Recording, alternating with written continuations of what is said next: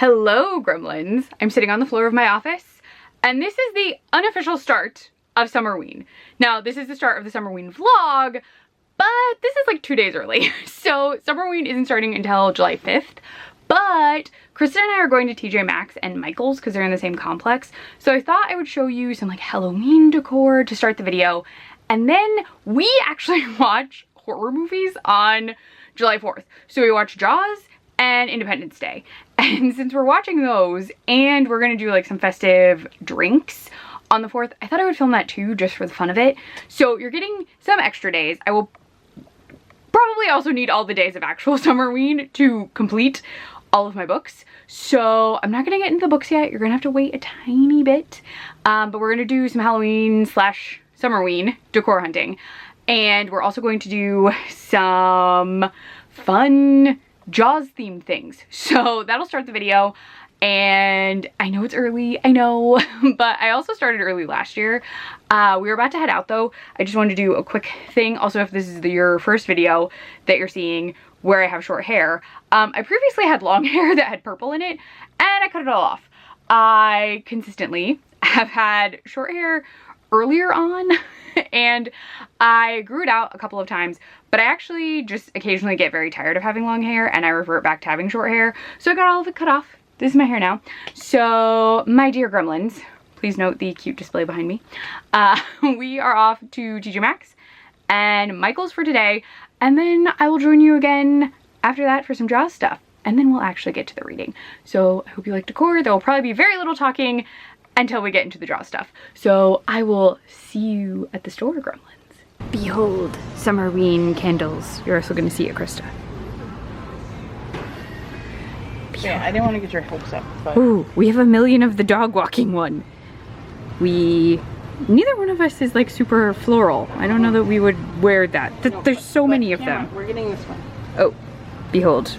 It smells lovely. Can you tell? What's the scent? Calming waves. Yeah. All right, we're gonna move to Halloween. I'm surprised you didn't smell this one. Oh, I didn't smell anything because I'm... Ooh. Wait. Oh, it does smell nice. Ooh, look, pumpkin spice with a broken topper. Next to another calming wave. Is it the same company? This is DW.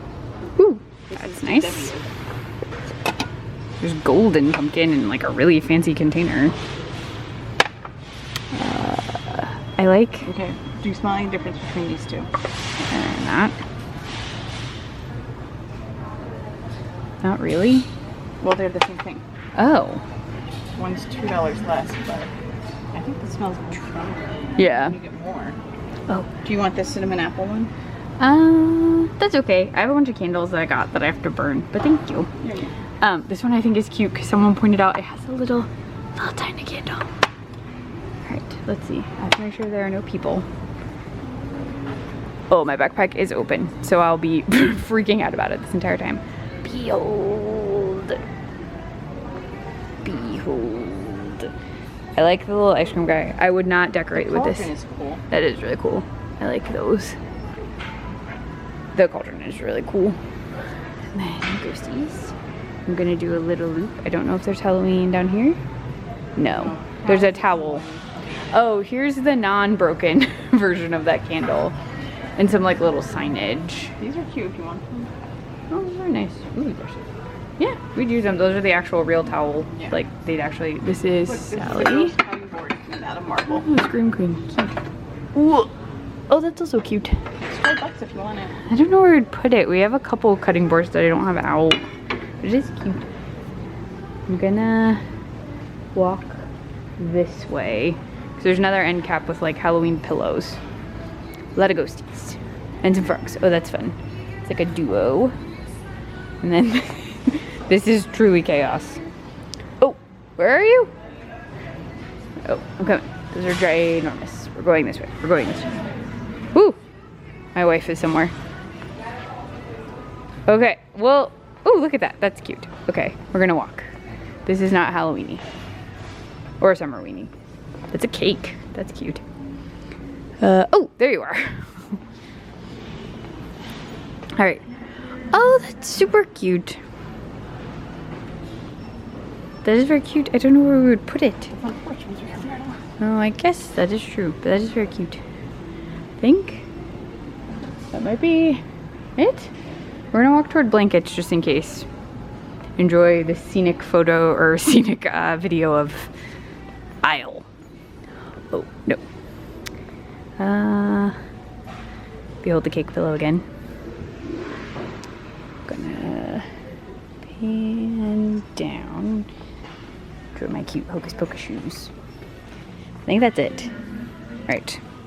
I'm gonna leave you with this very non-Halloween-y pearl. I may be back. Okay, I'm leaving you with these two because they're cute and both have eyelashes, which makes me think that these two are actually a queer couple and one is wearing a hat. They're very cute. I love them, but I'm not buying them. I don't know where to put them. Okay, so we're at the checkout and these are ghost shrimp. Like ghost shrimp with martini eyeballs, but it's ghost shrimp. It's shrimp with ghost tails. Or ghost with shrimp tails. Then we have very soft skulls and that's kind of, I don't know, it's orange. Then these guys. It's upside down, but it's that. And then there's more of the candles, but they're different ones. And like a candle succulent pumpkin thing. But that's it. That's all the Summerween-y, Halloween-y stuff. Unless there's coffee. Ooh, I gotta go that way. But we're at Michael's and they have Spooky Town set up and I'm gonna try and talk really loud because this music is wildly loud. We're just gonna do a really quick pass because they like never have the Spooky Town set up here. Big setup of things. It's so loud, this music. Such loud music. Oh, my parents had a Christmas kind of thing like that. This music is so loud. Okay, let's go. Some fall. Still gonna talk really loud. There's some ghosts. That's spring floral. Oh yeah. Like we got light up dogs. But this, oh yeah. $40 for that. Yeah, I mean, no. it's cute, but Some of this stuff is wildly expensive. Like I liked this ghost and it's like 30, which is bizarre. Little ghost dog. yeah, but new. Yeah, that's the snow globe is new. And there's this. They have a few more spooky style. Yeah, cats. I was gonna say the cat as a vampire is new for sure. And I don't remember the dog. Some new That one. pumpkins. Yeah, there's pumpkin-y This, I stuff. recall. No, I don't remember disco Disco coffin. But yeah, so is this. Do the lights just flicker or was that me? No. Oh, lovely. Those are store lights. This is a cute mug. I don't need any mugs. Oh, this has like a weird feel to it though. It's like plasticky. And Oh wow, and then mirrored. oh yeah, that is totally Draculaura. Like this is like her little bat friend. There's this. I'm glad I got that VHS tape. I don't see it. No, it's sold out. Yeah. So there's some of the Mean Girls stuff. Some of the rugs have sold. Little ghosties. The Nutcrackers. Yeah, there's rugs. I can't really pull them out. They're in a weird spot and I'm not gonna try and maneuver them. See them as a soap dispenser. Oh, yes, yes it is. So her nose needs to be black. Yeah. We have a black cat named Salem. Oh, that looks like Bruni. Then pillows. They have sold a number of them and replaced them. These are cute, but they would get destroyed at our house. Then little ghost with candy corn. Little cartoony dog. Blanket. I think that is everything. So there's a Here they missed the mark. Oh. Purple's great. The bats are great. But then putting in these like tree branches. Yeah, it doesn't- is awful. yeah. Like if they had just done all bats, yeah. it would have been a much better pearl. Alrighty, well we're gonna head and get some food. Behold, I'll end with a close-up on these two because they're very cute. We're gonna go get food and I probably won't talk to you until we're doing Jaws / Independence Day watching. So talk to you later, gremlins. Oh, we are? Then we're gonna watch a scary movie tonight too. Woo, excitement. Alright, talk to you later, gremlins. They're so cute and tiny. You get to see these two. Alright, now we're going to get food and we're apparently watching a thriller movie tonight. Hello, gremlins! I have on my Jaws shirt. There are ads playing very slowly before Jaws because we're watching it on Peacock because they have it for the anniversary. It's the 50th. Here's food, which includes shark drinks from Applebee's because you can get drinks to go. Krista's attempting to cut what is very much a tough steak somehow. We have wonton tacos and chicken wings, and I have a salad.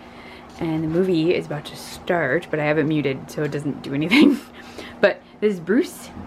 Oh, there's an opening from Steven Spielberg. We're not missing anything yet. But this is Bruce. He is from the animal relocation event where Krista hid bookmarks around the house with Chloe, and I had to find them. And then I got a corresponding animal, and this is the shark. And this is Rubber Duck pretending to be a shark. They were out of shark gummies, so we got like peaches or something. So I improvised. But the movie should be starting soon. It is having a heck of a time. I don't know if a lot of people are watching Peacock right now or what's going on, but it's been really, really glitchy the last couple of days. So worst case scenario, if it drives me crazy, we own this on DVD. But there's also Binks, who needs to get off this table. Banks down. And Bane's birthday. They turned 5 today. Gosh, that is really chewy. Do you want me to get it on an actual plate? Well, so far that's all gristle. Oh, lovely. So, Yes. I was going to show you the movie when it started. Also, yeah, this steak does not look great. My salad looks fine, though Nat's trying to eat it. But yes, so we're going to watch a movie. I guess just know that this is Jaws, because I'm not gonna keep waiting for it to switch to show you because I'm hungry and I would like to eat. But yeah, so talk to you later, gremlins. We're gonna watch Jaws 1 for sure. Later we're watching Independence Day. They have the other Jaws movies. I don't know if we're watching any of them besides this one. Oh, look, finally. Sorry, Steven, I'm sure you gave a great speech, but the movie is officially starting. So we're gonna watch Jaws. Talk to you later. Hi gremlins, we have finished eating. The food was lackluster at best. completely raw steak. Yeah, Krista's steak was completely raw, so I had to cook it. Like, she was trying to cut into it and even a steak knife wouldn't work. So she wound up calling them and she was like, the steak is raw. So we got refunded for the steak because steaks at Applebee's are expensive. Because I was like, you should call. Like, that's too expensive to not call. The wings were overcooked, which sucked because they looked really good. We're saving our chicken wonton tacos for later. And my salad was fine. It's really, the name of that salad is so weird to me. It's the Oriental chicken salad, which feels not correct. Every time I order it, it was fine. Chloe, don't bark at her. Couch. Couch. But we're finishing up our first drinks. These are very good. So shark bowls, delicious. Food, bleh. We are at the point where the town of Amity is meeting, and Mrs. Kittner has taken out has put out a reward on the shark. So we're gonna hang on the couch, drink we did get 2 each because we were already there, and why not get 2 each since you could take them home. They are sealed, so like you can't, like the whole point is they're sealed when you pick them up. So yeah, so we're gonna switch to our second drinks and watch the rest of the movie. We may take a nap later. I'm getting very tired. But yeah, so we're gonna do that. We're gonna hang with the pups, and I'll talk to you later, gremlins. I talk really loud, so maybe I don't get copyright, but we're watching Jaws 2 and the shark is about to attack, and we're drinking drinks out of shark cups. Look at the shark cups. And we're having pizza now because Applebee's was so disappointing. All right, gotta go. Hello, gremlins. Before I get changed for the night, I'm wearing my Jaws shirt in case you couldn't see it. We watched all 4 Jaws movies. 1 is solid, always solid. It's the original. 2 is fine. It's a fine time. 3, I truly forgot was actually set at SeaWorld, which makes it a very strange film. But, I mean, it's fine. It's just very odd that it's at SeaWorld. Then, the 4th movie, which I had truly never seen. Also, the 3rd one is in 3D, just so you know. The 4th one, never seen. Had no idea it even existed. It's set at Christmas time and then goes from Amity to the Bahamas, and like Ellen has a psychic connection to a shark that is apparently related to the dead shark from the first movie somehow.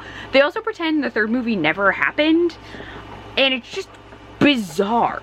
Like, it's just a truly bizarre film. So we finished those. We did outs. And Chloe got startled by fireworks, so she is resting. She was coming up the stairs and they let off sparklers don't make sound, but something that makes sound and does little sparkly stuff. Someone down our street let them off. We didn't know they were letting off fireworks, which is I hate when people do private fireworks. But she got startled coming up the stairs and she like slid a little. But she seems fine. We checked both of her legs and she got up on the bed and up and down the regular stairs fine. I think we also need to get more like traction stuff for our back steps because they get rain on them a lot and I feel like sometimes they're like not as grippy as they should be, but I don't know. We are now upstairs for the night. I'm gonna get pajamas on. What else? I showed you the drinks we had in the Sharks. That was like a sangria cider from 1911. They were pretty good. We've had them before. It was part of like a box set we got. Krista is coming back into the room. So Goose is very angry that we haven't spent a lot of time with her. So I just went in for a kiss and she tried to bite me. Oh no, so Goose didn't get to hang out with us because we've been downstairs since, I don't even know what time. We watched 4 movies downstairs. Since 11. Was it? Oh, yeah, because we watched Bob's up here first. At 10:30. Oh, I guess, but we didn't get back from Applebee's until like almost 1. No, it was 12. Really? 12 something? Okay. Well, anyway, we've been downstairs. We've been downstairs a long time and Goose is upset. Now we're upstairs and we're gonna put on Independence Day because it's loud. We already have idiots setting off. Yeah, I was telling them that people were setting stuff off and that it startled Chloe. Are you okay, baby? Yeah. Her feet, she was fine coming up the stairs and stuff, but yeah, they startled her. They startled me. I didn't even know they were out there. But yeah, so we're probably gonna watch Independence Day. It's super loud, so it combats the fireworks very well. So we'll probably get that on. I'm gonna change into a pajama shirt. So technically Summerween starts tomorrow, the reading challenge part. I don't know. You guys tell them about that horror movie we watched yesterday. Oh shoot, I didn't tell you about the movie we watched yesterday. Stranger in my house. The Stranger in My House. So it's a switched at birth thing where like this guy shows up and he's like, hey, you have my biological daughter and I'm worried that she could have cancer because my wife died of cancer. And then a bunch of things unfold in which you learn there is another child that was once given up for adoption and creepy people are creepy, teenagers are horrible, and it includes Sophia Bush. Yeah. Sophia Bush is the lead female character. And then what's the other guy's name? He's Link on Grey's Anatomy. I don't know his real name. He's in it. There you go, Eric McCormick. He's in it as the biological father of Sophia Bush's daughter. But I'm gonna get changed. We're gonna watch Independence Day and we'll see where we go from there. Reading challenge starts tomorrow. I'm not anticipating reading anything tonight. If I do, I'll probably let you know tomorrow. But yeah, because I have all my books picked out and I have all of them, well, most of them. One of them I'm waiting for a library hold to come in. But yeah, so we're gonna chill. We're gonna get something on so Chloe doesn't hear the fireworks. And yeah, so I'm gonna get on pajamas and I'll probably talk to you tomorrow, gremlins. So see you on the first official day of the Summerween reading challenge. Happy first official day of Summerween, gremlins. I am wearing a Creep It Real top. I think this is from Old Navy 1.5 million years ago. We are up. It is 11:30 now. We got up at like 10:45. We were up very late. We watched 6 movies yesterday. So I told you about the 4 Jaws movies and that we were watching Independence Day, and then we watched Man of Steel. So we went to bed very late. We're about to head out to go get some food and coffee since this is like a fun holiday weekend. So yeah, so we're gonna head out. I'm here. Yes, that's a goose. She's chilling. But yeah, so we're gonna go get some stuff. I am gonna read some today. Krista is gonna work on a yard project and I'll read for a little while she's doing that. And then we are going to work jointly on clearing off our porch for the summer, because we have been using the porch as storage since the winter. Just because there's some big stuff that has come in over the past like few months and we didn't really have anywhere to put it, so it's just on the porch. But we're gonna work on that. But I haven't picked a book for today yet, so I don't know. So I will let you know what book I have when I get to the point that I'm reading. But I have my TBR. I should like goose juice. I mean, she can. Because I have all of the books except one here, and I have a backup book, but the backup book is like a for fun if I have time book. So yeah, I have. You should choose the book. Yeah. I can bring them in and line them up for her. Yeah. Yes. Do you want to wait till after we've had food? Because Goose is totally going to steal some food. But yeah, the only book I'm missing is... She needs morning coffee. Yes. Is the book I'm using for the prompt of... It was like... What was it? Manga, comic book, or audio book? I went a little off script and I picked a middle grade book. But there was a reason for that. So I feel like middle grade and comic book graphic novel fit, like, reading time wise.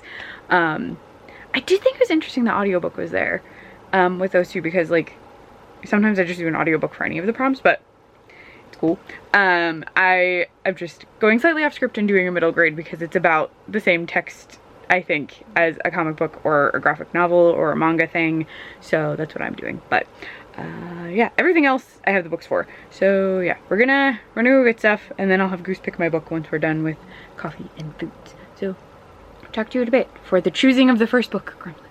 Hi G, are you going to be able to pick my book? Do you have any desire to pick my book? What are your thoughts on books?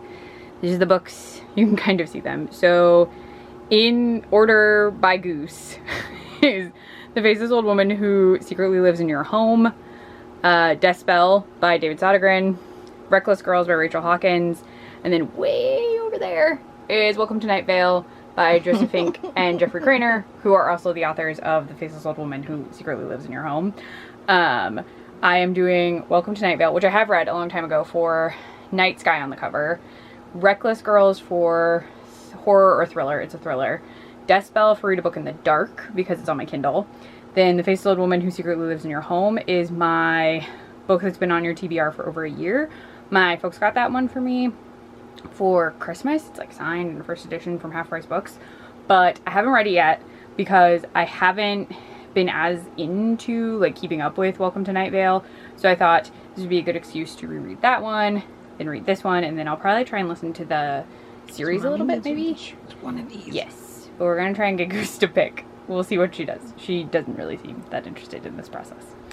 I am missing my one that I mentioned will be for the manga comic book audiobook prompt. Again, I'm tweaking that a little and doing Dead Endia The Watcher's Test.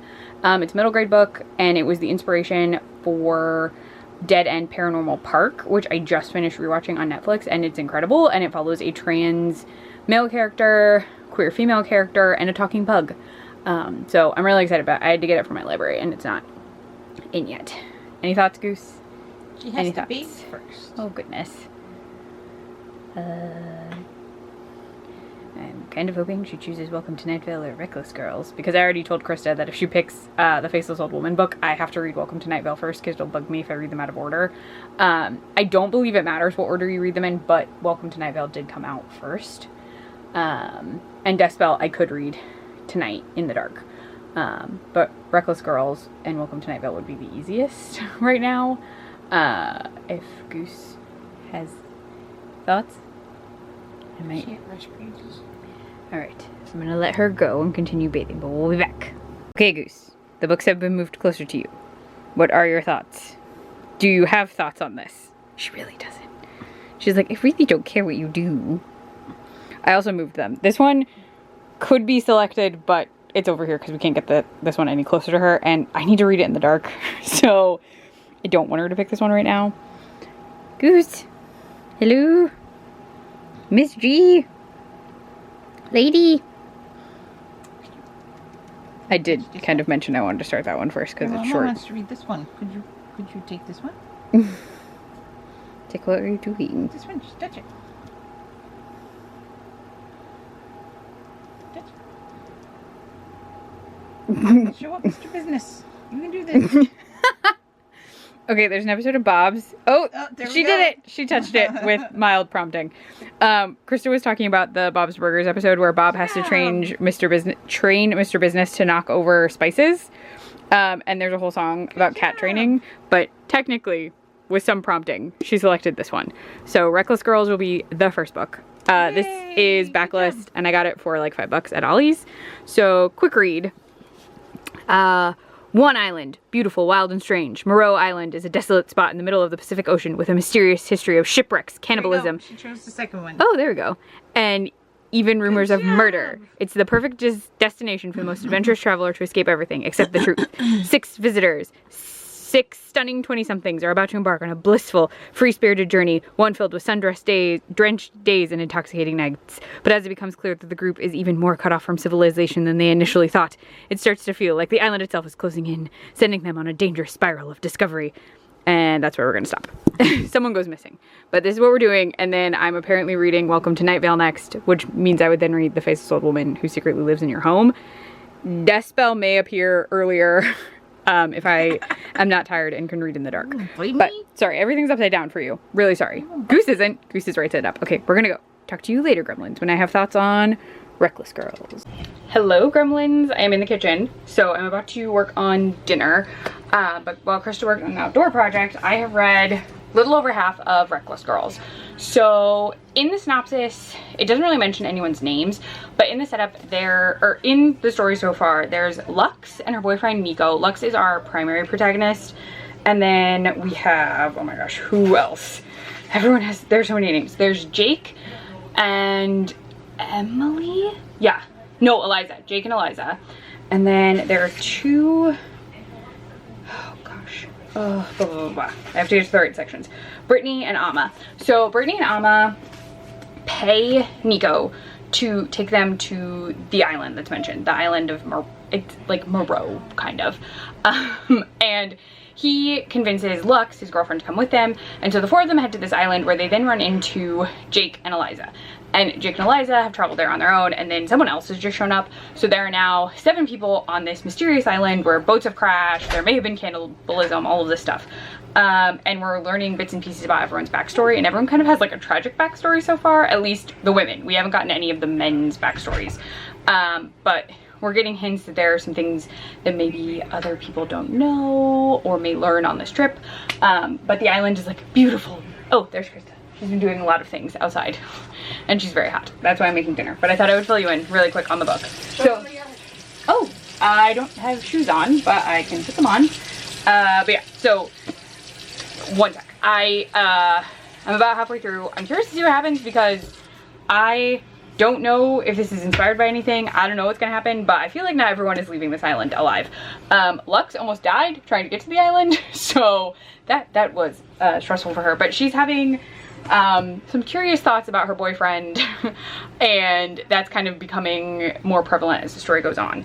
But for dinner, very quickly, I'm gonna show you. I'm gonna make fries and these, I'm just gonna lift it, and dino nuggets in our new air fryer thing. But I'm gonna stop recording and take you outside real fast so you can see what Krista's been working on. So one sec, you will be in the backyard in the next shot. Okay, so Krista's been outside working on this. We're gonna keep you low so you can't see like street signs and stuff. So this part, she and I, mostly Krista, worked on a little while ago, but we hadn't been able to finish it.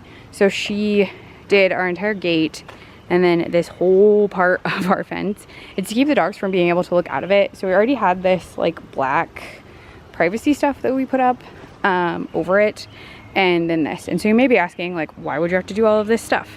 Well, the reason for that is because this fence came with the house, and we're not actually allowed to build anything taller or more closed. So the fence itself has like a gap this big, and that's allowed, and we're allowed to put stuff on it, but we can't like change the fence. So this is what it is, but it looks really good. I'll kind of do a pullback, but see, it looks really nice. Keep the dogs from barking and hopefully from jumping on it. But she did the entire thing, so now she's very tired, understandably so, because she did a lot of work. So I'm gonna work on dinner, and I'm gonna tell Krista to rest and watch TV with the pups. So I will talk to you later, gremlins. Good evening, gremlins. We are in bed. It is after 11. We just finished watching Batman vs. Superman and Justice League, because we watched Man of Steel yesterday. So we were debating what to watch next. Krista suggested watching the Marvel movies from the beginning, and there are too many movies. And then she also mentioned Terminator. I'm gonna stop this. Hello, I'm back. Krista was watching a video about petting cats because Goose sometimes gets very excited and bites her, and apparently that's normal. Is that what it said? Because she's young? Yeah, hunting. We constant petting of her. initiates her hunting instincts. Got it. And then she bites. That makes sense. Okay. But yeah, so vaguely mentioned starting watching all of the Marvel movies, and there are too many, and I was overwhelmed by that concept. But we've been talking about rewatching the Terminator movies, and that has a specific endpoint that is not 1,000,000,007 movies. So we're gonna watch Terminator, which I am going to say counts as a horror movie, as there is, Krista says, because it's a slow moving thing that is trying to kill you, like Michael Myers or any number of killers that move slowly but yet can still somehow catch you. Because, yes, I said it was yours. But the Terminator moves slowly in the first one, yet is still after you. So we're gonna watch the Terminator. And then the other reason I'm here is because I finished Reckless Girls. So I read part of this during Justice League, because I was pretty close to done. This surprised me. Even with all the like asides to the past, I did not guess anything, like, at all. So this is a fun time. The epilogue was also solid, so this was like a fun, quick little thriller. The next book is, so, okay, I'm slightly pulling an audible, but I did really enjoy this. I will probably check out more of Rachel Hawkins' thrillers in the future. Not right now. I hadn't read any of these, but it was interesting. Although, I will say, I think this got mentioned on, like, lists of books that, like, if you liked Yellow Jackets, you should read. I would say for the female camaraderie, yes. There's, like, mentions of cannibalism in this, and there's no cannibalism. That, just, spoiler alert, no cannibalism.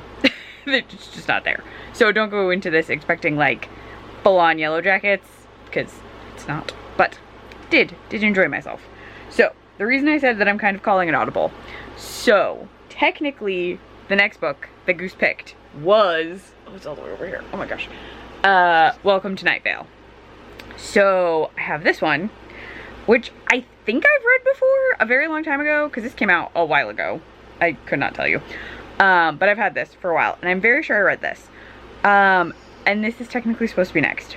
But my thought process was, couldn't see my mouth, was that if I am not as tired as Krista tonight, which is possible, or I could be just as tired, or I could be more tired and fall asleep during the Terminator. It is very possible. But if I am not super tired and I'm slightly more awake, I will read a little bit of, it's just gonna keep doing that thing. There you go. That was unpleasant to look upon. I will start Death Spell by David Sodergren because I would read it in the dark. So yeah, I don't know. I'm gonna leave it pulled up on the iPad while we're watching the movie. We'll see. If I don't get to it, then it'll be fine to just sit over here. But yeah, so we're gonna start the Terminator, and I may or may not read. If I start reading this at night, I'll probably pop the camera on so you can see that the book has been turned on, but perhaps not. All right, I'm gonna go. I will talk to you probably tomorrow, Gremlins. If you see this casually appear in the dark, then know that I started this one. If you don't, then I'm starting Welcome to Night Vale tomorrow. So yeah, alright, I'm gonna go. I will see you at some point, Gremlins. Hello, Gremlins. I have not filmed for you because I was filming an entire reading routine little video for Instagram. So one of the Instagram prompts for Summerween was post a reading routine, which I don't really have. I know people do, but I just don't. I just kind of read whenever. So I filmed more of like, this is what my morning looks like from like getting up to starting to read, though I've read very, very little, because we were watching YouTube and we have some errands to run. But I did not read anything after Terminator. I was so tired. I fell asleep once we finished Terminator. We have decided, just for your knowledge, that we're gonna watch them in chronological order. So there is a chart online, which means today we need to watch Terminator Genesis, which we both really enjoy. Folks who don't like the newer Terminator movies, sorry, but that's what we're doing. I like Terminator Genesis. I also like I know for a fact I like the most recent one. It has, I always forget her name. I just call her Harper from Happiest Season. She's in it and she's actually really good in it. So yeah, we're gonna watch that. But this means, because I did not read any of Death Spell, that the next book is Welcome to Night Vale. I did show this off with my matching coffee mug in the vlog. So yeah, you're a wild angle because I keep moving you. So I was actually very, very, very into Welcome to Night Vale for a really long time. Like, I have on my iPod, I purchased like live shows a long time ago that I could listen to. And I would listen to them when I was traveling because I used to travel off and on, especially when Krista and I were dating long distance before we got married. So I have a bunch of those. But a billion years ago, I was with my folks at a Goodwill and I just happened to see this mug and this logo and I was like, that's strange, that looks like a Welcome to Night Vale mug, but like that couldn't be here, why would that be at a Goodwill? And it was. It's a Welcome to Night Vale. It says Night Vale Community Radio on the back and it was just at a Goodwill. And this was so bizarre because then I was like looking through everything that was like sitting around it. I only got that coffee mug, there was no other like Welcome to Night Vale stuff, but it looked like someone had like left a bunch of their stuff possibly in an apartment or they were moving, I don't know. There was a college near there and it just like looked like someone sold off a ton of their stuff because there was like really nerdy, and I say this as a positive thing, like DVDs and like books and like stuff that was never at this freaking Goodwill ever. So I bought that coffee mug for like $1 and I'm sure you had to like buy it online or get it through some kind of Kickstarter. I have no clue, but I've had that mug forever and I use it off and on. And so I'm using it while I'm reading the Welcome to Night Vale books.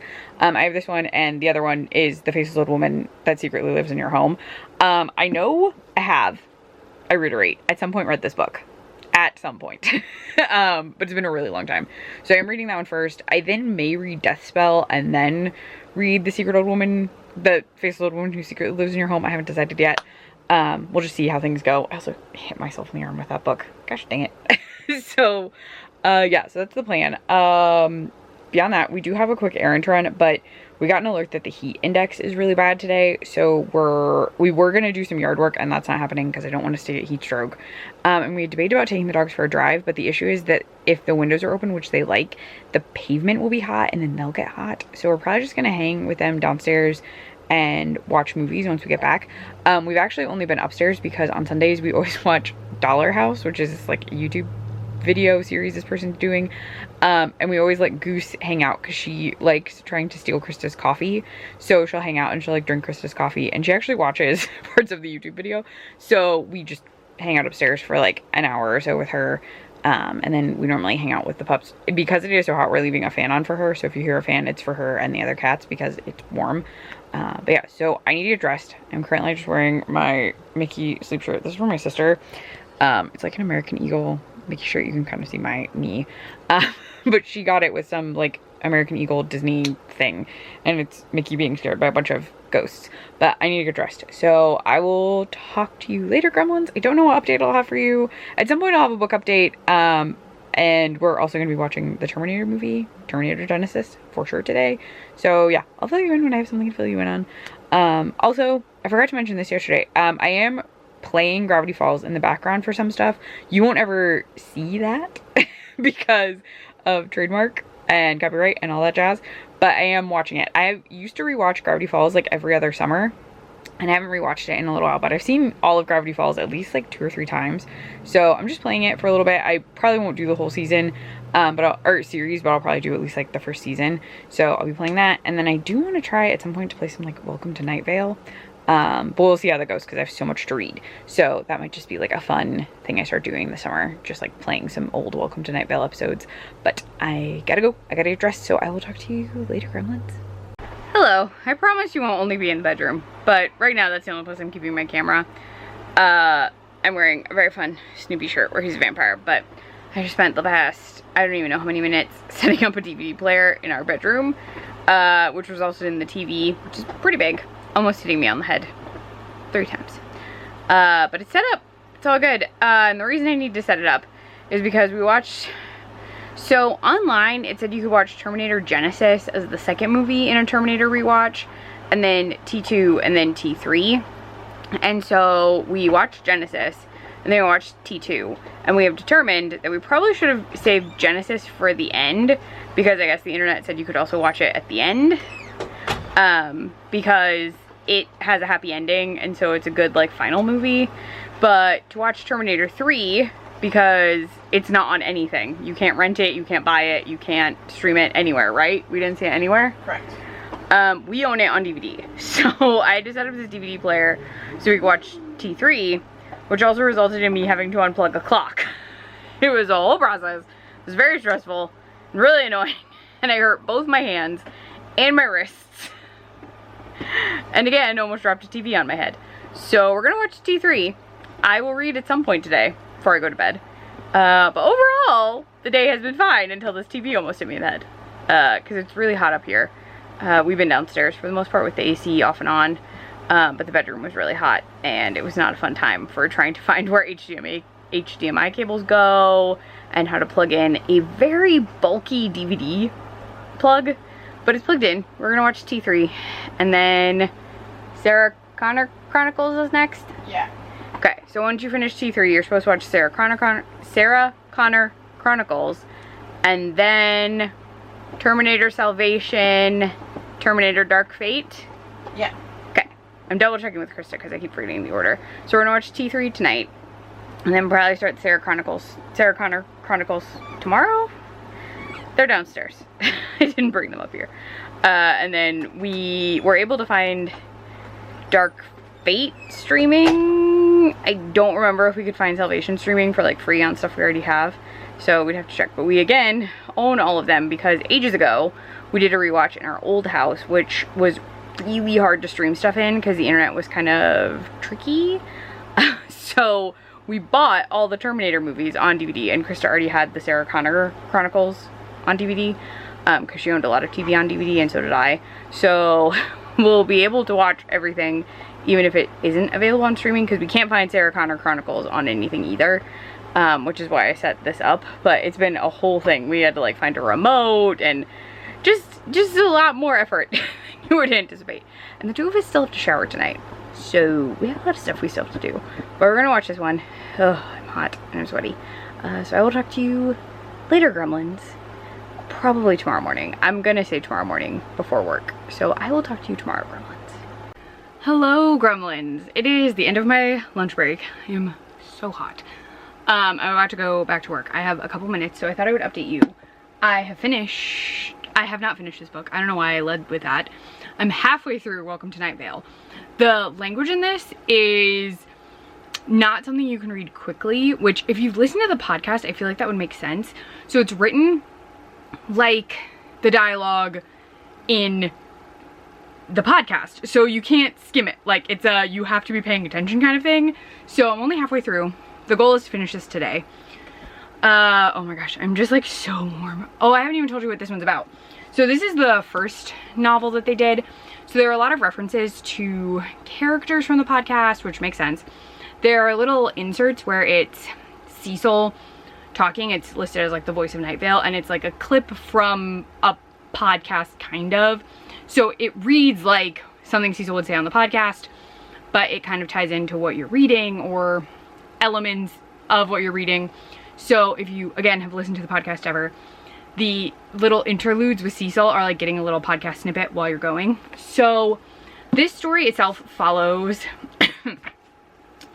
flies. Not exactly. So we're following, I'm not going to read this whole thing.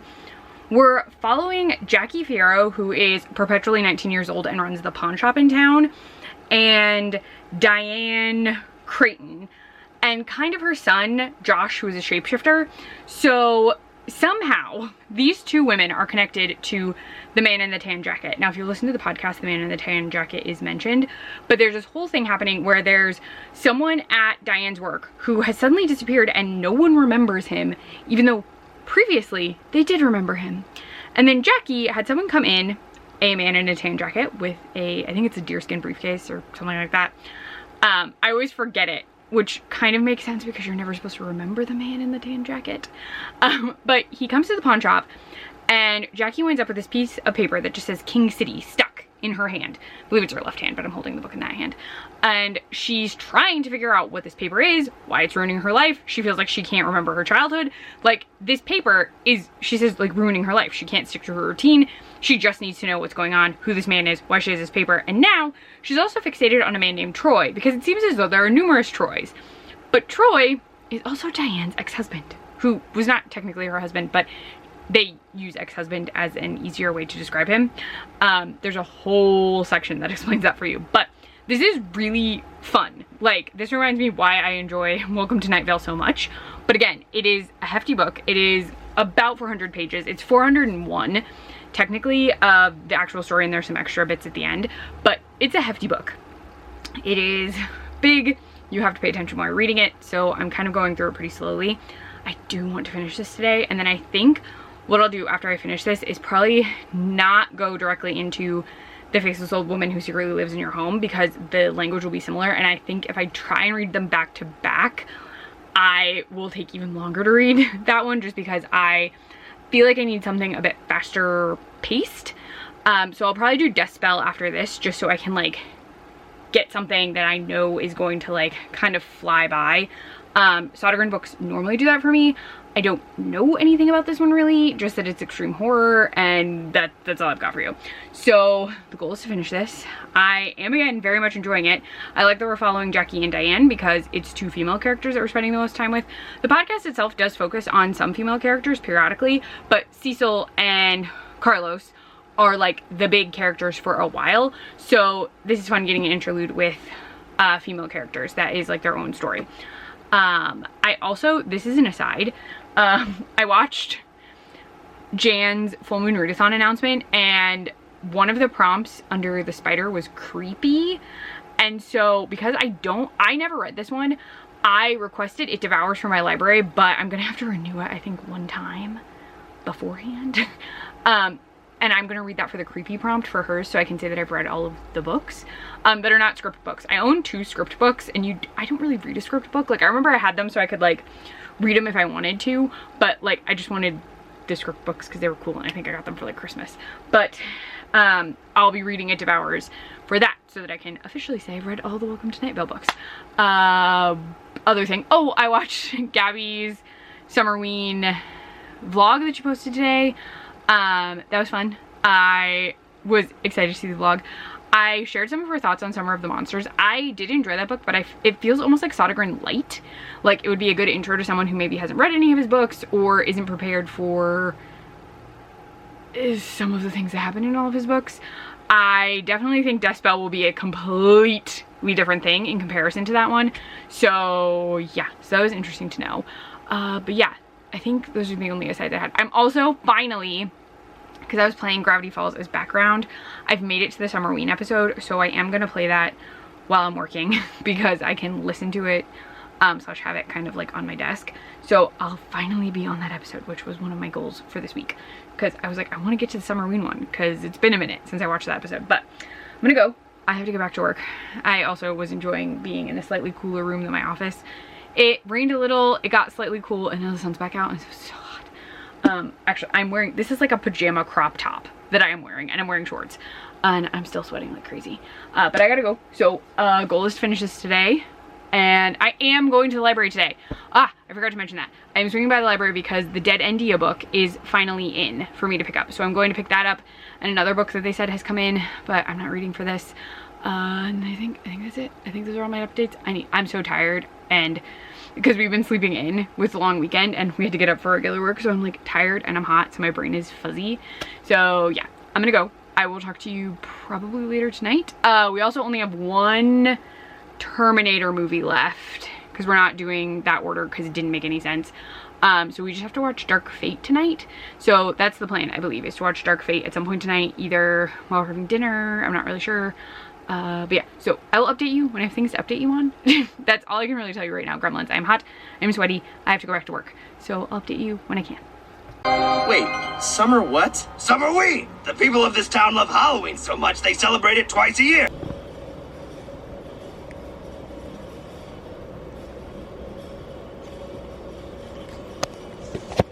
Hello, vlog. I'm gonna talk really quietly. I'm in the library. I just picked up my holds. I don't even know if you can hear me over the AC. Actually, I think I'm allowed to talk a little louder in here. That should be fine. But I picked up Dead Endia, the Watcher's Test, and it's a comic, so I didn't cheat. This is actually a comic. I'm so excited. So it is YA, but it would fit the manga, comic, graphic novel kind of setup, so I didn't cheat. I actually hit the prompt, even though I didn't need to. But it is so hot outside, and I just wanted to sit my very nice library, but they're people. So not in this room. That's the only reason I'm filming. But this is large print room, which I just think is very pretty. And not a lot of people are normally in here. So here's what I would show you. But I have to head back to the car.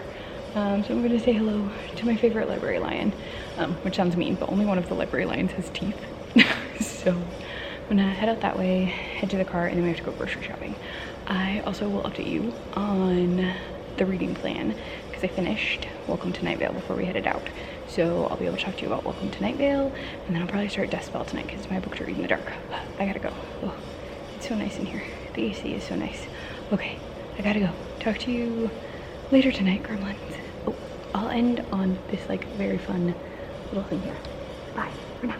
Good morning, gremlins. I have so many things I have to fill you in on. So, one, my office right now is warm, but should not stay that way. My office doesn't really vent, so I have my window open and stuff to cool it down because it's not that hot today. I am drinking not particularly good coffee concentrate stuff out of a Spirit Halloween cup that I really like. I put too much concentrate in there. It's my fault. And then I'm wearing this very cool Furby shirt that I got from Five Below, I think last Halloween, but it says Furby never sleeps even when you take the batteries out. I actually have a tiny Furby.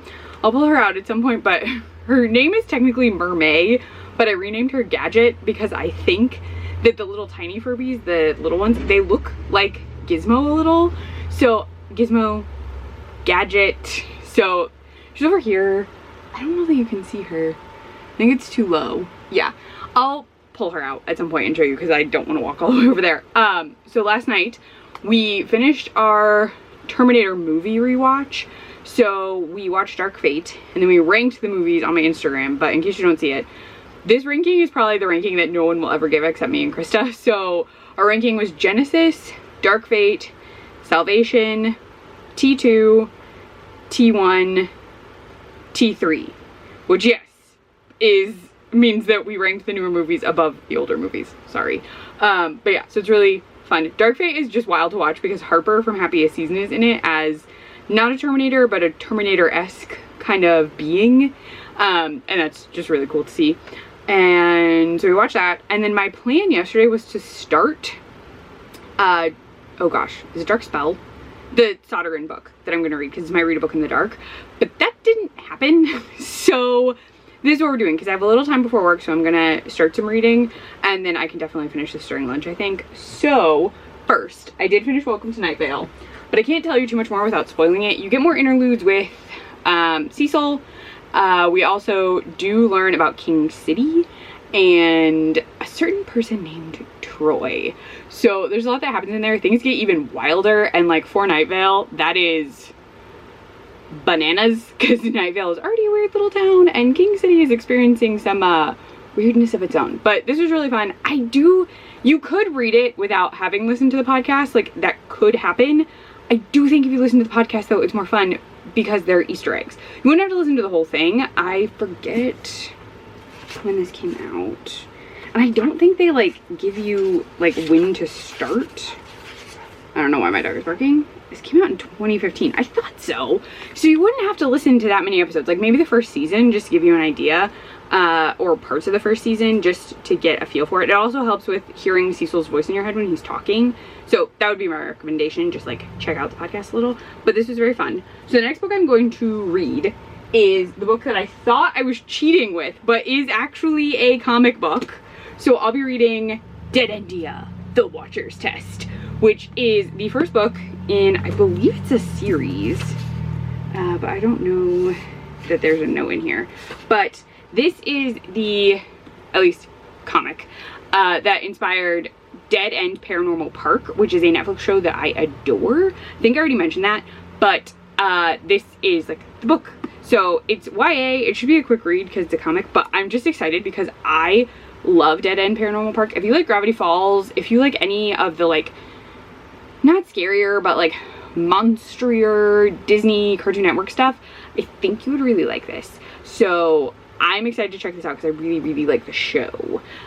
But after I finish that one, I'm tentatively going to start The Faceless Old Woman Who Secretly Lives in Your Home. Tentatively. Because Krista has court tonight, so I might try and start this. I do. Oh, this is a little shorter than the other one. But I'm thinking I might start this, and then when it gets dark, before we go to bed, read some of the Sodergren book.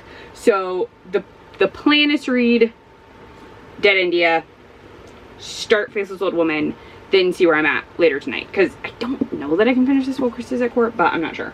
But yeah, so that is the plan. I'm gonna read some of Dead India. I think I filled you in on everything so far for the day. I just really like this shirt. I'll pop Mermaid in during the next, well, Gadget, during the next clip. I almost bought a full-size one of the new Furbies, but it wasn't on sale. I'm not paying full price for them. The tiny ones that are like keychains, you can even get them at Five Below for like literally $5. So I'm just like, I'm not buying a full-size one unless like it's super marked down. And like I'd want a certain color palette. I really wish we had kept, so my grandma, my maternal grandma, she thought the Furbies were so cute. So for Christmas one year, we bought her one of the baby Furbies. I don't know if anyone remembers this, but they did like adult Furby and then they did baby Furby. She had a baby Furby and we gave her these like plushes of Furbies. Like you could buy a plush Furby that didn't talk. It was just a plushie. And she had a couple of those. And I know these are long gone. I am very sure those were donated to a Goodwill, a good cause, someone. This was so long ago. But she had a baby Furby, and I just remember it was like light gray, and it talked higher than a regular Furby. But I just remember those. I do think the color pattern, like I love the color pattern on this one, and I loved the wilder colored Furbies. So like Mermaid is Gadget, but the Mermaid one that they sell is like a fun color scheme, and I think the color schemes are really cute, so I just think they're fun.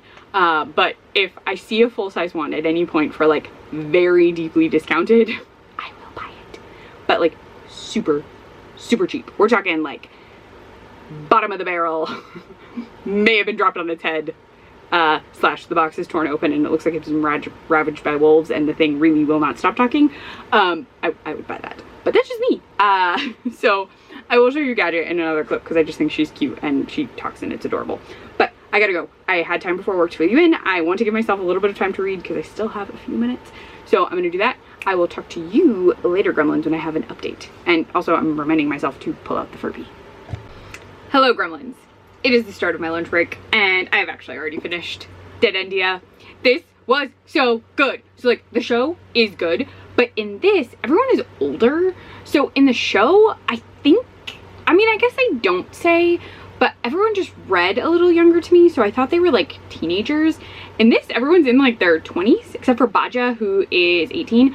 But like all the characters from the show that you would recognize are in this. There are some added characters for the show, of course, but like the show's plot is like in this in varied ways. There's like a holiday party with a very cool Krampus song that doesn't exist, and they call it Pollywood, which I know in the show is not the name of the park because I think that was like a concern because Pauline Phoenix is like Dolly Parton, but if Dolly Parton was evil, so there's like a tweak there, and she's like an actress, singer, like Pauline is like everything in this. There's also a fake monster show that I would totally watch that exists in this, and they do a fun fact in here where they say that the show was filmed in black and white, but everything was like very technicolor, like painted very brightly. I don't know what someone is doing outside. Sorry, there's like a banging noise and I don't know what it is. But there's like, they talk about that, and that's actually what the set of the original Addams Family TV show looked like. So they actually had to paint the set like pink to get it to register correctly in black and white television. So that was like a fun thing. But this was so good. There are some changes. So like there's like a be happy monster instead of a sleep monster that appears in the show. But overall, I would say this is pretty solid. It also turns out that this was written as like a pilot. Like it started as a pilot for like a cartoon, and then it wound up being a webcomic because it didn't get picked up, and then this got picked up by Netflix. So this actually is not set in the US, and the Netflix show is, so that is a change. But everything is like, Barney is still trans. Oh my gosh, I said Baja's name and now my brain is like, wait, who? Oh my gosh, why? It's because Barney and Pugsley are in the end. Hold on, my mind is soup today. There we go, Norma, duh. So Norma gets Barney the job in this one. In the show, Norma and Barney are like competing for a job, kind of. So it is a little different, but this was so good. Like, just so good. And it's a really fast read. It's technically listed as a YA comic, and I guess I could see that, but just because some of the like there are kids in this and stuff, but I almost think this could not be YA. Like, they could put this in, like, I guess it would be like young, what is that? It's not YA, what is it? Oh, I forget. There's supposed to be like YA, and then there's one before like official adult, and I don't remember what it is. But I really, really enjoyed this. If it was $15 when it came out, but I'm just going to, if I want to read it again, I will borrow it from my library again. But really, really enjoyed this. Highly recommend. If you can't get your hands on this, you should watch the show on Netflix. But I did also say that I was going to have a special guest. So, behold, Gadget. So, technically she is a mermaid. I just love this color. I technically got her for Christmas, but I like saw her at Walmart last December, and I was like, I love her. And Krista was like, you can add it to your stocking, because we do like the stocking exchange kind of thing. And so I have her. What's cute is her eyes have little seashells in them, which I just think is fun. But she does talk and do all the things, but I'm not going to turn her on because she like takes a little bit to shut down. So I'm not making any sounds. But she has a keychain, so she has like, I could attach her to a bag if I wanted to. But she's very cute, and she has purple hair, which I used to have until I cut my hair off. But this means we're moving on to The Faceless Old Woman Who Secretly Lives in Your Home, which I believe is also the episode title where she's introduced, which I remember listening to that episode. It was so creepy. So let me actually redo the description of this one because I'm not quite sure how this one is going to go. So in the town of Night Vale, there's a faceless old woman who secretly lives in everyone's home, but no one knows how she got there or where she came from until now. Told in a series of eerie flashbacks, the story of the faceless old woman goes back centuries to reveal an initially blissful, then tragic childhood on a Mediterranean state in the early 19th century, her rise in the criminal underworld of Europe, a nautical adventure with a mysterious organization of smugglers, her plot for revenge on the ones who betrayed her, and ultimately her death and its aftermath as her spirit travels the world for decades until settling into modern-day Night Vale. Interspersed throughout is a present-day story in Night Vale, as a faceless old woman guides haunts and sabotages a man named Craig. By the end, her dealings with Craig and her swashbuckling history in 19th century Europe will come together in the most unexpected and horrifying way. So I will probably start reading a little bit of this during lunch, and then maybe try and finish it today. That would be great, because then I could just move on to, it's Death Spell. And then I could get to my bonus book, which I haven't really talked about, but I have a bonus book. So I'm gonna go, I'm gonna eat. So I will talk to you later, gremlins, when I have some updates on The Faceless Old Woman Who Secretly Lives in Your Home. That is such a long title. I may listen to the episode after that. I was gonna listen to some Welcome to Night Vale, and I haven't done that yet. So, but not till after I read this. So anyway, I will talk to you in a bit, gremlins. Hello, gremlins. It is the end of my workday, aka the day is over and I'm about to take the dogs out, but I wanted to fill you in because I've been reading The Faceless Old Woman Who Secretly Lives in Your Home. I read some during lunch, and then like I had a tiny bit of downtime, so I read like a little bit briefly, but this isn't what I expected.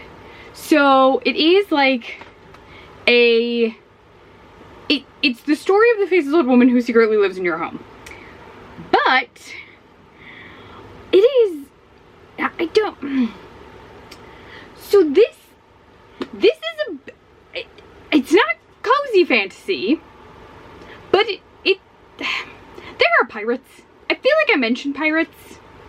It mentions them. Yeah, Mediterranean estate, rise of criminal underworld in Europe. Yeah, it's a lot of pirating, like pirate stuff. There's a lot of boats and like mission-y, like take out the people, steal the stuff kind of stuff, which is truly not what I expected, which I don't mind it, but also all of the scenes, which are a lot, majority of this book is to give us her backstory. I thought most of the backstory would be like how she got to Night Vale, and that is, I mean, I guess technically ultimately everything will eventually lead her to Night Vale, but like this has been a lot of like going places on boats, being a boat captain, and trying to infiltrate what she thought was a pirate organization. And I just was not expecting that.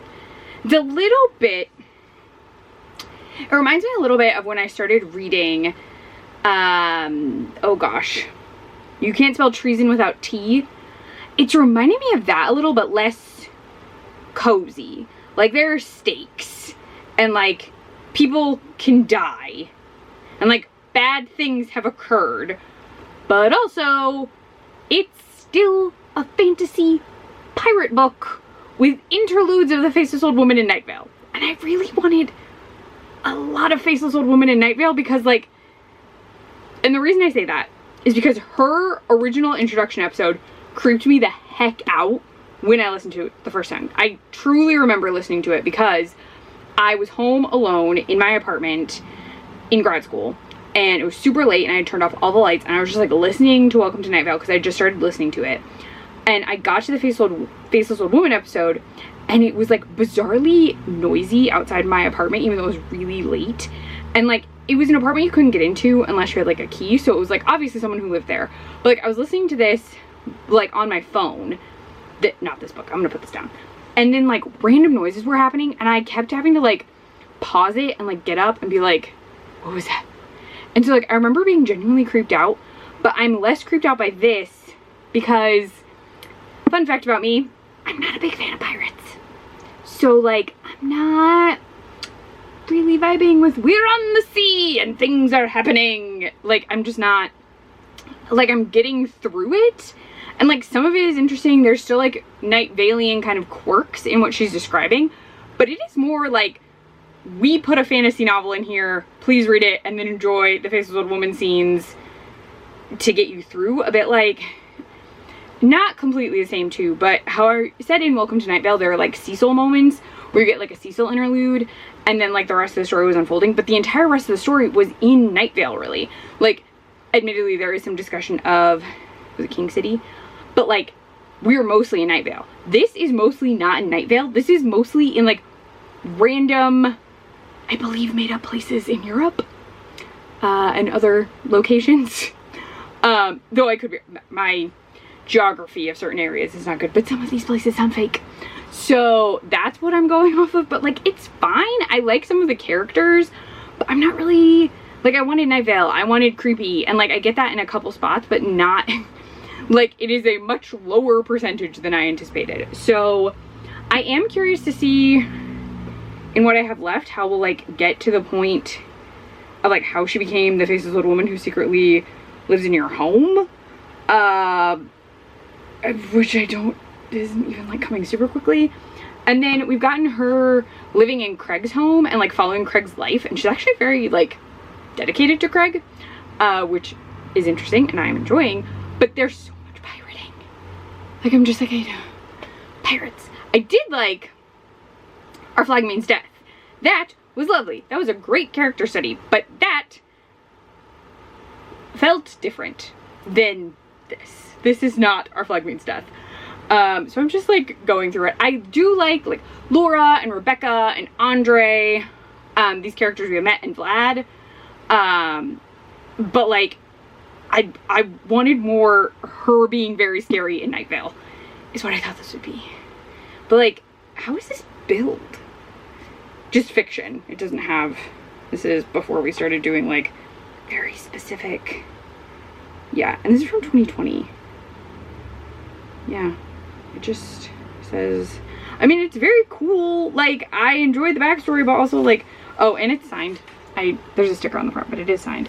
Like, I'm just not, it's not what I expected.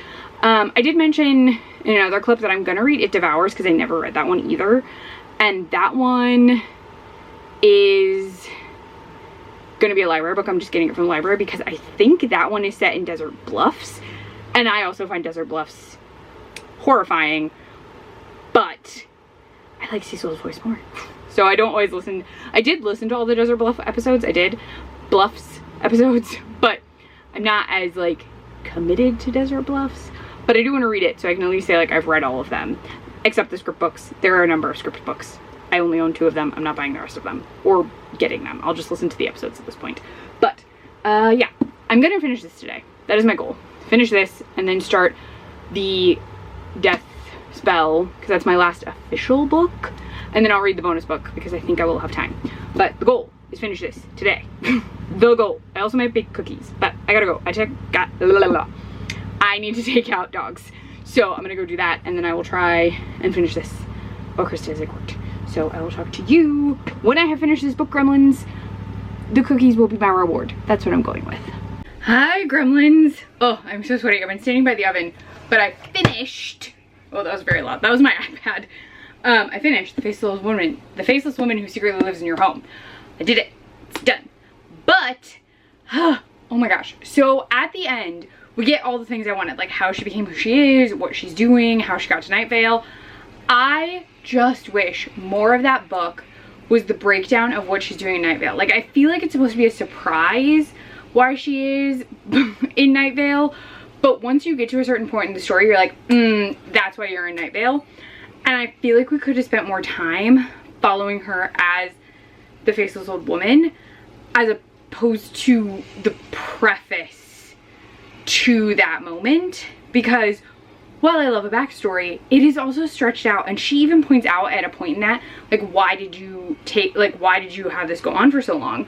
And I'm just like, why indeed? When we could have spent so much time in Night Vale or surrounding areas or like different, like all these places. I'm like, okay. But you can probably hear the TV, so I'm gonna keep talking. It was good, like it's well written. It's just not what I wanted from this. I wanted more Faceless Old Woman, and like there's interludes, and then the end of the book is about that, but like it's such a small portion of the book. I don't know, I'm curious for Devours, but I did tell you I was gonna have a reward. So I'm actually drinking a 1911 candy corn cider. This stuff is delicious, and they sell it year round. They also have a liquor, which is over here. So this is their candy corn vodka, which is very good. You can put it in the cider, a great choice. You can also serve it in champagne or like a fizzy wine, and it's a really good cocktail. We had them for Halloween last year. We're very slowly going through the vodka. Krista and I aren't like big hard liquor drinkers, so we got it, but we take forever to get through it. But I made those cookies I talked about. So I had these ghost cookies. So I freeze these like every year, so I have some around. I'm actually out now. This is my last box, but I have cookies. Behold the cookies. So I'm rewarding myself for finishing the book with cookies, but I want to wait to eat the cookies until Krista is home. So I'm gonna get them on a plate. Sorry, I drank that cider really fast because I was just hot standing by the oven. So it was totally a burp, sorry. But I'm gonna get these on a plate and into the fridge just for safety, because our cats like to rip open bags, so I'm gonna have to put them on a plate and then in a Ziploc. But that is the plan, and then I'm gonna hang out with the pups. So finish the book. Now I'm on to Death Spell. That's the last official book I have, but I did pick We Love to Entertain as a bonus book. So if I finish Death Spell in the next couple of days, then I'm gonna move on and just read that last book that I had kind of set aside if I got to it. Mostly because I really want to post the video I have, because that book was a mystery book. So I'm not going to get into that in detail. The next book is Death Spell by David Sodergren. And I'm going to read that, start it tonight for sure. I'm going to let Krista know that I want to read a little before bed, and she'll be fine with that, especially because it's on the iPad, so the light won't be annoying. So yeah, but like this was well written. It's just, I wish we'd gotten more of like her journey as the Faceless Old Woman as opposed to her journey pre-Faceless Old Woman. Sorry. But yeah, I'm curious to see how I like It Devours when I read that for the full moon readathon. I have picked all the books for that. I picked a very goofy book for 8. Because I'm going to do the Grim Reaper and the Spider, because I love the Grim Reaper art, because it's like a Grim Reaper with a coffee cup. But that's a different reading challenge. So I'm going to go and hang out with the pups once I get these cookies on a plate. So I will talk to you. I actually probably will not talk to you in the next clip. It'll probably just be me showing you that I'm reading. And then I'll talk to you in the morning. So see you later, Gremlins.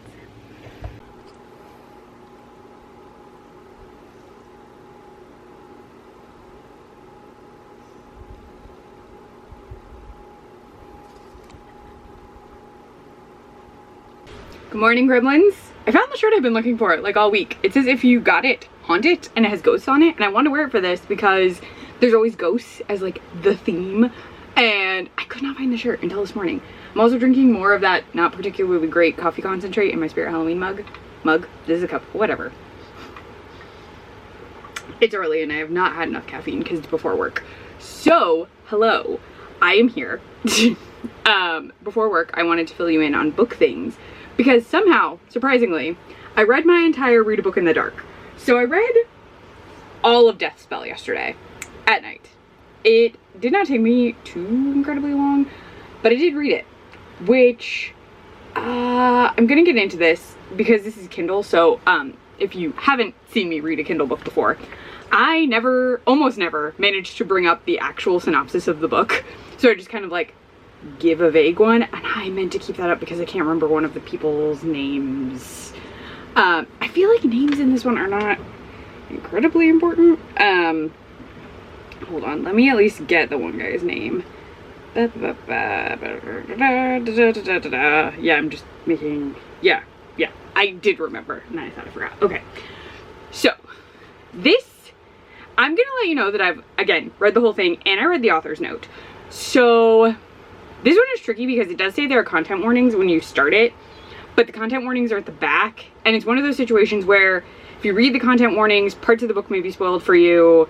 I've had some books where they're like, you can check them, but you might be spoiled.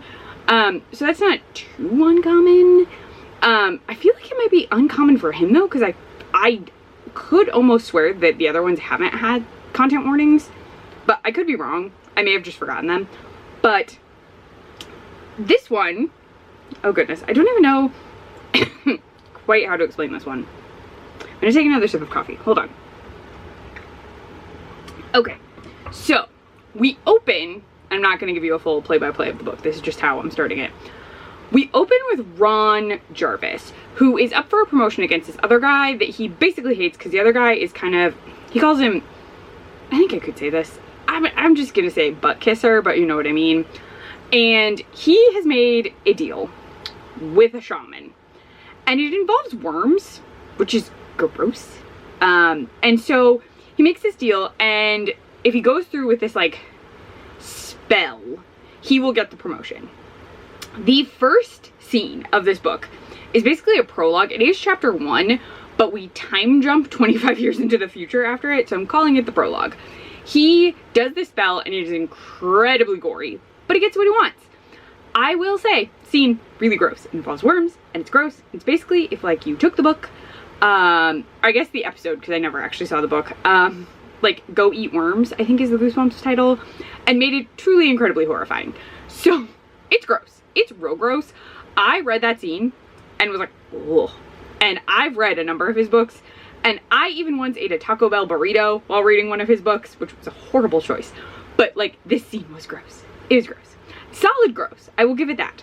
So like, gross scene. But I was like, okay. So he's like upped it a bit. It did still feel very Sodergren. So I was like, okay, of his previous books. So I was like, okay, this does make sense. He normally doesn't open with a big scene like that. Sometimes he does, sometimes he doesn't. I feel like I've read some where like there's a pretty gruesome scene to start, and then like things mellow out a little, and then there's more gruesome. So that's the setup. He gets the job. We jump 25 years into the future, and he's the head of this giant multimedia company. We also then meet a bunch of other people, which some of them, their names are important and some of them aren't. So if you've read a Sodergren book, you will know that a number of people do not make it out alive. So there are some characters whose names admittedly probably aren't that important because they're not gonna make it to the end of the book. So what we have here is Ron Jarvis has a daughter whose name is, I think it's Veronica. She is incredibly spoiled, and she is in love with a movie star. Now this movie star is introduced to us as a very nice man. He was a stunt guy, worked his way up. There are references to the movie Fall Guy, and also to vaguely the movie, I feel like, that Sydney Sweeney and Glenn Powell were in. There are a bunch of references to Glenn Powell at a certain point, but she is obsessed with this movie star, whose name is in the second chapter. Hold on, I'm just gonna find it because it's gonna bug me. Nick. So I thought it was Nick. There are a lot of names at the end, and I was like, oh, there's too many names. I have that problem, especially late at night where I'll be like, I don't remember people's names. So Nick is introduced to us, nice guy, cares about stunt people, wants to help everyone get their big break. He is with the love of his life, who is his high school sweetheart, but he did previously date Veronica. If her name is not Veronica, I'm sorry. I'm very sure it's Veronica though. Yeah, it has to be Veronica, right? now I just feel bonkers. I read this very late at night, y'all, and I'm tired. So let me double check. She shows up in this chapter. We get a lot of references to a lot of things. Oh, it's Vivian. Sorry, it's Vivian, not Veronica. So I was wrong. Vivian. Vivian is obsessed with Nick, not Veronica. There's no Veronica. Vivian is obsessed with Nick, and she wants him to be in love with her, but he's not, because he's with his former high school sweetheart. They kind of stopped being together because he went to Hollywood, and now they're back together, and they're deeply in love. She, though, is obsessed with him and wants him to love her. But she is a horrible person. So she's like complaining about this, and she's like, I want to be with him, I want to be with him, blah, blah, blah, blah. So her father, who is like, well, I don't know what to do. I've tried to bribe the man with a lot of money. He's like, but he's a man of character.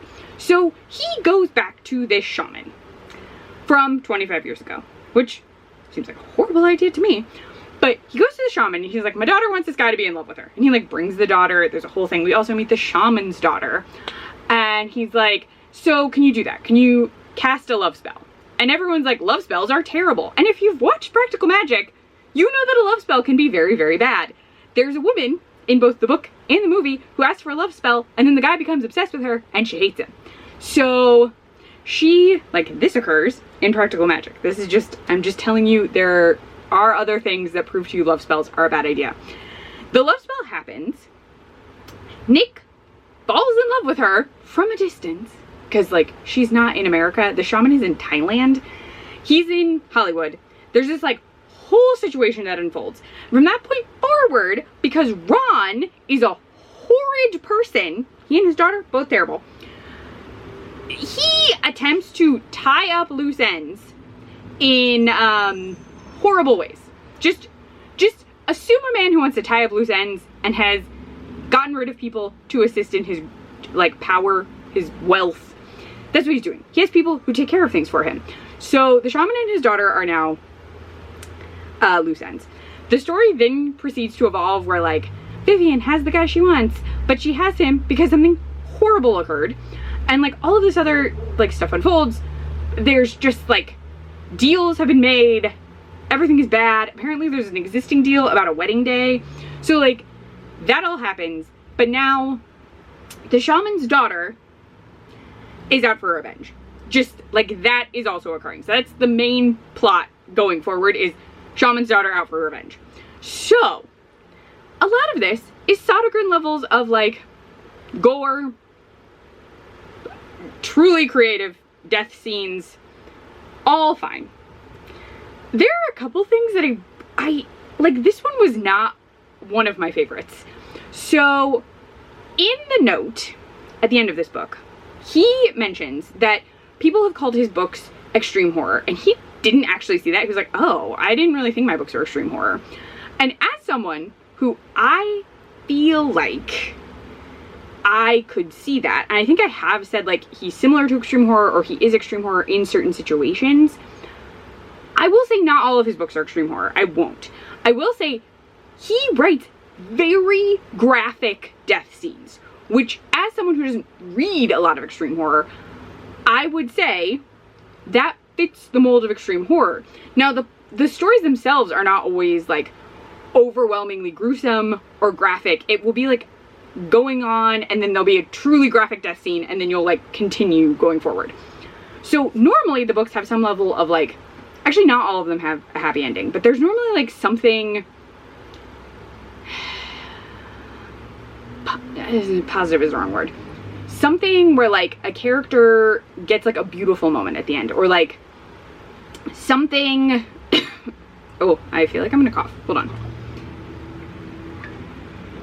Like, Summer of the Monsters wouldn't fit the mold of some of the other books of his I've read, but, like, Rotten Tommy technically has a happy ending, sort of.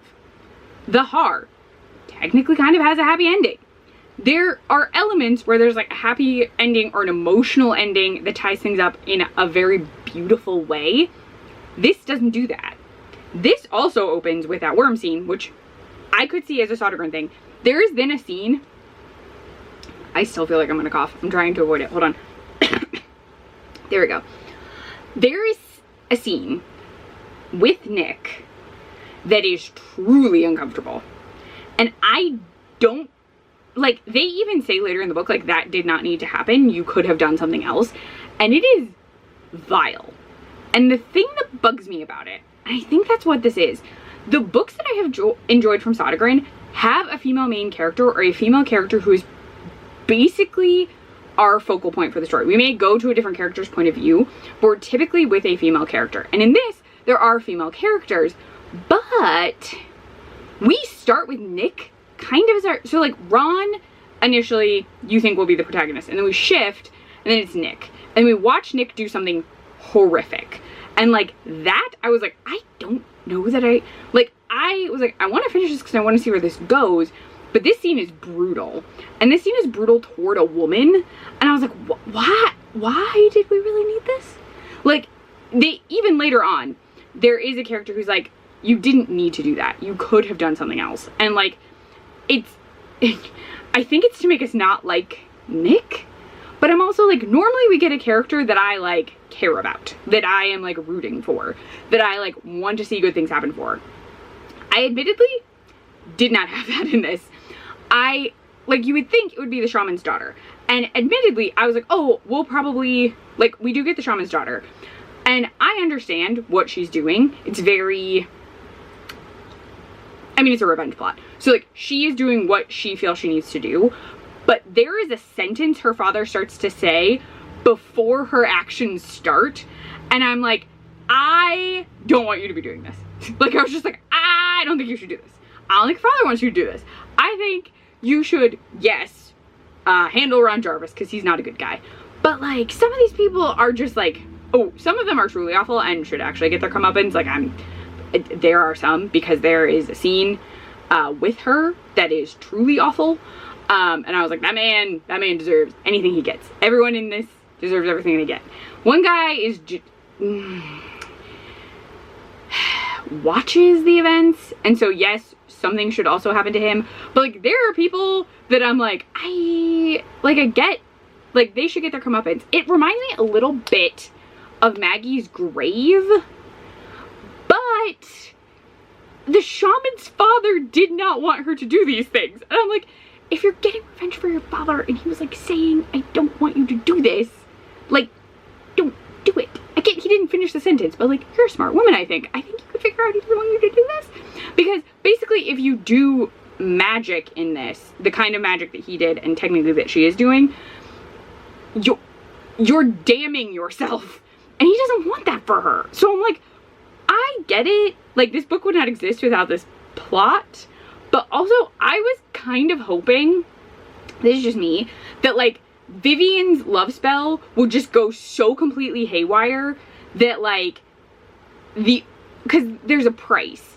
And I was like, I want Nick to be like the reason the spell ends. Like, so like, that's not even a spoiler because that's just like a thought I had. So like, there have been brutal moments against women in some of his other books, but I feel like because I didn't have, like, we normally don't follow from the person who is like doing the revenge. Like, we didn't follow Maggie. We didn't follow the Har. Like, we didn't follow Rotten Tommy. We followed a person where the actions of that character were affecting them.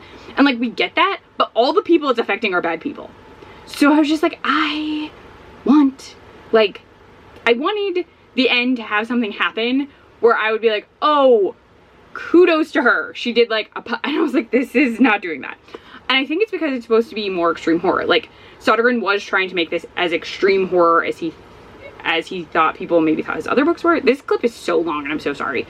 But like, this just wasn't my favorite, and I wish we'd followed from like an outside party. I wish the scene at the beginning with Nick and a woman did not occur that way, and then we could have like, I thought we were gonna follow that female character, and that didn't happen, and I was like, oh, weird, because that felt like how it was gonna go, because we've watched, like, read other books where like that would be how that goes, and that's not how it went. So yeah, I'm gonna stop talking in like 2 seconds because this clip is far too long. Like, I just wasn't that, like, I finished it, but like, I got to the end and I was like, well, yeah, everyone got their comeuppance, yay, but also like, there was a character who I wanted something, like, I wanted, like, I can't even say it without spoiling something. So like, I just didn't appreciate that part at the very beginning, and it kind of like, it kind of tainted the reading experience for me going forward, because I was like, well, I don't like him. I don't like any of them. And like, your father doesn't want you to do this, so stop. Like, I don't want you to be damned for all eternity because of this choice that you're making, even though I understand you have to. Anyway, that was that. We are now moving on to the bonus book. So the bonus book is We Love to Entertain, and I'm not going to give you the synopsis. Again, this clip is way too long. So, yeah. So this was a mystery book at the Long Story Short mobile bookstore that I went to a couple times, and I've read this description out before, so I will once I've read a little bit, but this is the last book I'll be reading for the vlog. No more clips will be this long. I'm so sorry. I just could not figure out how to talk about that book. So I'm gonna go. I really need to because work. But yeah, so this is the next book. I will talk about it more in the next clip. So this one does not stay as long, but yeah, bonus book. I've made it through the technical prompt books that I picked out, but I did choose this as my bonus book. So I will talk to you later, gremlins. Sorry this clip was so long, but it's really hard to describe that book. It just truly was. Okay, talk to you later. Hello, gremlins. This is the final clip of the Summerween vlog because I have finished We Love to Entertain, which was my bonus book. This would fit the read a thriller or horror book prompt, so it did fit a prompt, but I didn't need this to complete the challenge. I know I didn't tell you about this because that clip before this one was long. So this follows Erica Turnbull, who has become an assistant on it's like an HTV show where there's 3 couples competing in a home renovation contest, but they're all in different states. So the other 2 couples we never meet, but we're focusing on the couple who are Holly, is it Holly? Holly and Robert. So Holly and Robert are in Vermont, and they are working on this house for this television show. And the whole goal of this is that if you win the show, you get all of the renovation paid for. Like, you have to pay for the money up front, but you get reimbursed for everything. So she's working with them, but the tricky thing here is that she is not well liked in her hometown, which is where she is. And on top of that, some very strange things begin to happen. So there's some contention about this property as it was purchased through a tax sale. So this is because the original owners fell behind on their taxes, didn't pay them, and so it was sold at auction. So the town doesn't really like Robert or Holly because they have this property, and when it went up for auction, people just weren't really going to bid on it. So they're disliked for having taken this house. And then on top of that, Erica is working with them, and people don't like them, and they already kind of don't like her for some events that we will learn about later that have kind of tarnished her reputation in town. So we primarily were with Erica and then her mom Kim, who is the like county, like a county clerk kind of. She does all the paperwork, she does all of this record keeping. She's pretty important, but it's a job that you don't have to be elected for. She just like has gotten the job. Her mom had the job before her. So we're with the 2 of them. And what happens is that Robert and Holly go missing. They do a live stream wedding, and then they decide to go on this honeymoon, but no one can get in contact with them once they go on the honeymoon, and it appears that something nefarious has occurred, and then the story kind of goes from there. There are so many like twists and turns and wild reveals, and some people don't have the name you've been introduced to them as. Some people may or may not be involved in things that are going on. Like, there's just so much happening, and because this is like an HD TV show, we're getting these like fake, well, it's not fake for the book, but like we're getting these blog posts that were planned. So like blog posts are releasing while these people are missing about the renovation to the house and how the reveal is coming up, because the reveal is in a week. So this is a big deal because it's all like slated to, it's all like happening right around this reveal, between the wedding and the reveal. So that's all going on. Sorry, my hand is a little bit tired. Okay, there we go. So it's all going on in this like condensed timeline. And then on top of all of that, we're getting like Reddit posts with theories, we're getting town gossip because we of course are following our characters to local places about town. But this was really fun. I actually mentioned this author because this I got as a mystery book, like blind date with a book in the, I've shown it in previous videos, but it's I mentioned this. So the Long Story Short mobile bookstore, they had this in a blind date with a book, so I didn't know what it was, and I did show it off in a previous vlog, so if you've watched that vlog, you'll recognize this book. I'm gonna post a reel of this at some point, because I did actually film opening it up on my camera, because it was easier, but my mom recognized the author's name. She was like, Sarah Stromer, she writes, and it's in the front of this. Because my mom was like, oh, I know her books, but not that one. Where is it? Where is it? So she writes the Bubbles Yablonsky mysteries, which I believe are cozy mysteries, and my mom said they're really good. So I'm gonna loan this to my mom, and I mentioned this to my sister, and my mom and my sister both live in Ohio, so I'm gonna give it to my mom at some point, and then I'm gonna have to tell her to give it to my sister, either before she reads it or after she reads it. But this was a fun thriller. It kept me guessing. Like, I had no idea what was going on. Like, I couldn't really follow. Like, I was surprised, which is always fun. And the home renovation element was interesting to follow because there were like mistaken orders and issues with paint colors and having to paint match the color, and oh, but it's not that brand. So these are things that you run into, and Krista has done some like paint stuff. We've run into paint matching issues before, so it was making me chuckle. But it was a fun time. The house though, I don't think, I mean, it may kind of look like this house. But yeah, this also would have fit for the night sky. I didn't even think about that when I picked this, but it did fit 2 prompts technically. But this is a fun time. It's gonna get passed along. Yeah, but that's it. I have read, oh gosh, okay. I have read Reckless Girls for Read a Horror Thriller. I have read Welcome to Night Vale for Night Sky. I have read Dead India for the like novella, short story, graphic novel kind of deal. Faceless Old Woman Who Secretly Lives in Your Home was for a book you've had for more than a year. And then Death Spell was for Read a Book in the Dark. And then this one could have fit Night Sky or Thriller. But yeah, so I've finished all of my reads. So since I started this vlog early, I'm actually going to end it early and not try and fit any more books in because this is already going to be a long vlog. But it was very fun. We had Jaws watching. We had going to look at Halloween / Summerween decor. What else? A lot of Terminator. There's a lot of Terminator. Yeah, so that's really it. Krista has been very busy today with work stuff, but she said I could film in here. So we have some YouTube pause. We're gonna get back to watching the Sarah Connor Chronicles, which we started last night. I did not tell you that, but we did start watching the Sarah Connor Chronicles, which I am enjoying, even though John in it is really annoying. I get he's a teenager, but he's so annoying. And his mom is played by Luce from Imagine Me and You, so that's very fun. But yeah, that is everything, I think. I think I've told you all the things I need to tell you. If you've read any of these books, let me know. I'm gonna have like more Summerweeny-esque stuff at some point, because I already planned my TBR for the Full Moon Readathon, and some of those books are like actually Summerweeny kind of, so those will be coming up. I have a bunch of other stuff that I'm gonna read. Just random books are stacked up in various places.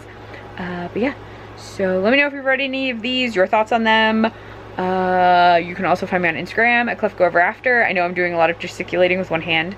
I think that's it. Yeah, if you like this video, please give it a thumbs up. If you want to see more of me, please subscribe, and I will see you in the next one, gremlins.